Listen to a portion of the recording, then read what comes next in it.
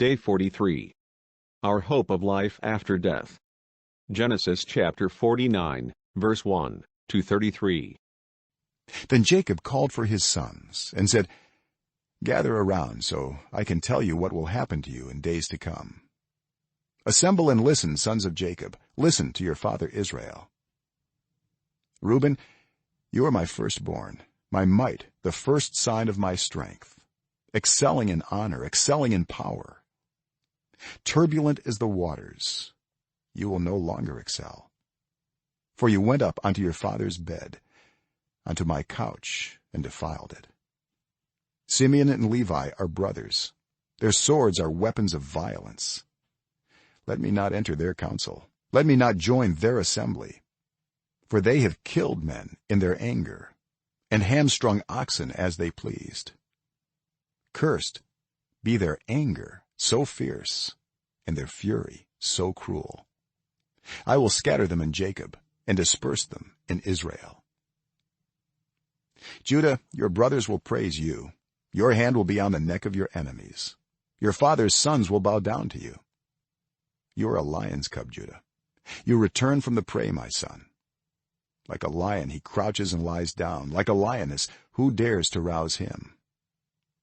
The scepter will not depart from Judah, nor the ruler's staff from between his feet, until he to whom it belongs shall come, and the obedience of the nations shall be his. He will tether his donkey to a vine, his colt to the choicest branch. He will wash his garments in wine, his robes in the blood of grapes. His eyes will be darker than wine, his teeth whiter than milk. Zebulun will live by the seashore and become a haven for ships. His border will extend toward Sidon. Issachar is a raw-boned donkey, lying down among the sheep pens. When he sees how good is his resting place, and how pleasant is his land, he will bend his shoulder to the burden and submit to forced labor. Dan will provide justice for his people as one of the tribes of Israel. Dan will be a snake by the roadside, a viper along the path, that bites the horse's heels so that its rider tumbles backward. I look for your deliverance, Lord. Gad will be attacked by a band of raiders, but he will attack them at their heels. Asher's food will be rich. He will provide delicacies fit for a king. Naphtali is a doe set free that bears beautiful fawns. Joseph is a fruitful vine near a spring whose branches climb over a wall. With bitterness archers attacked him. They shot at him with hostility, but his bow remained steady, his strong arm stayed limber, because of the hand of the mighty one of Jacob, because of the shepherd, the rock of Israel, because of your father's God who helps you, because of the Almighty who blesses you with blessings of the skies above, blessings of the deep springs below, blessings of the breast and womb. Your father's blessings are greater than the blessings of the ancient mountains, than the bounty of the age-old hills.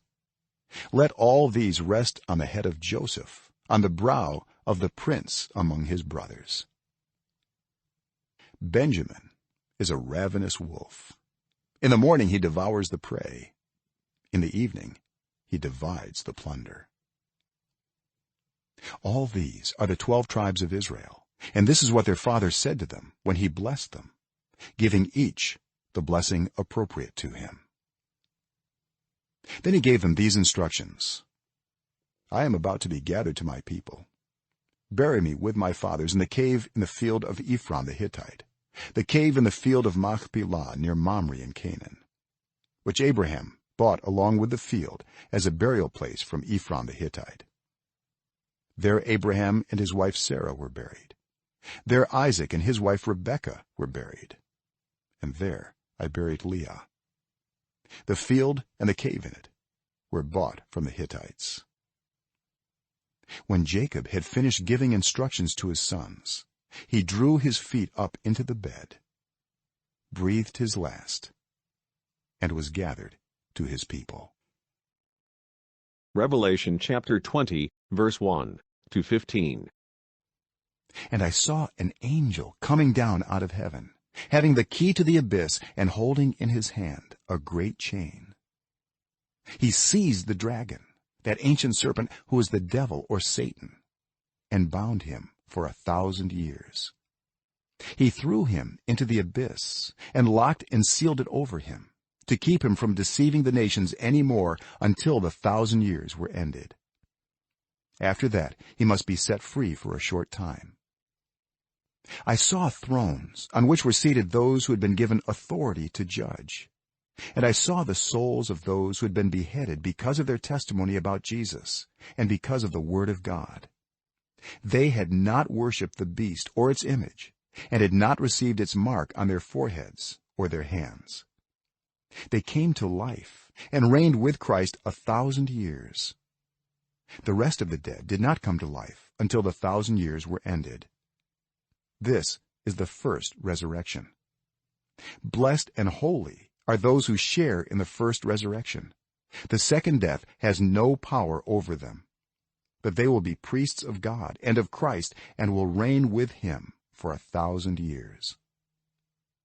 When the 1,000 years are over, Satan will be released from his prison and will go out to deceive the nations in the four corners of the earth, Gog and Magog, and to gather them for battle. In number they are like the sand on the seashore. They marched across the breadth of the earth and surrounded the camp of God's people, the city he loves. But fire came down from heaven and devoured them. And the devil who deceived them was thrown into the lake of burning sulfur, where the beast and the false prophet had been thrown. They will be tormented day and night forever and ever.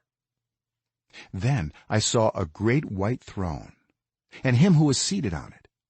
The earth and the heavens fled from his presence, and there was no place for them. And I saw the dead, great and small, standing before the throne. And books were opened.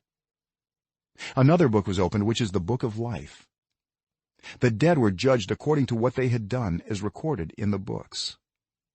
The sea gave up the dead that were in it, and death and Hades gave up the dead that were in them, and each person was judged according to what they had done. Then death and Hades were thrown into the lake of fire.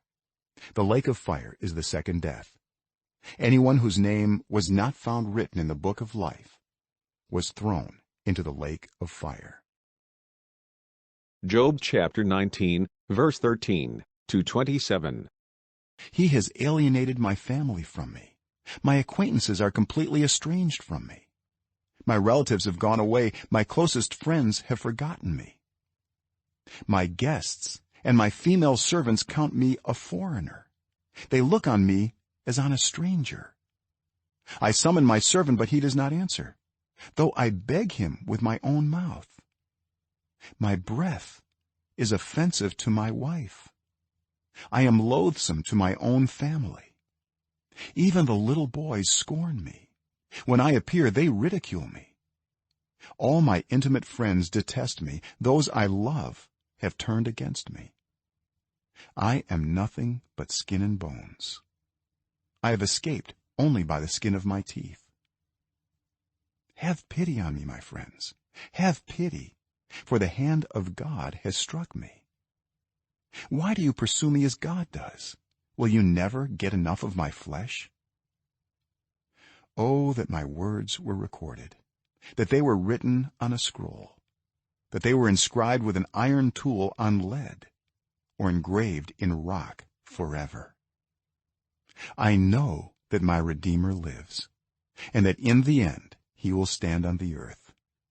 And after my skin has been destroyed, yet in my flesh I will see God. I myself will see him with my own eyes, I and not another. How my heart yearns within me.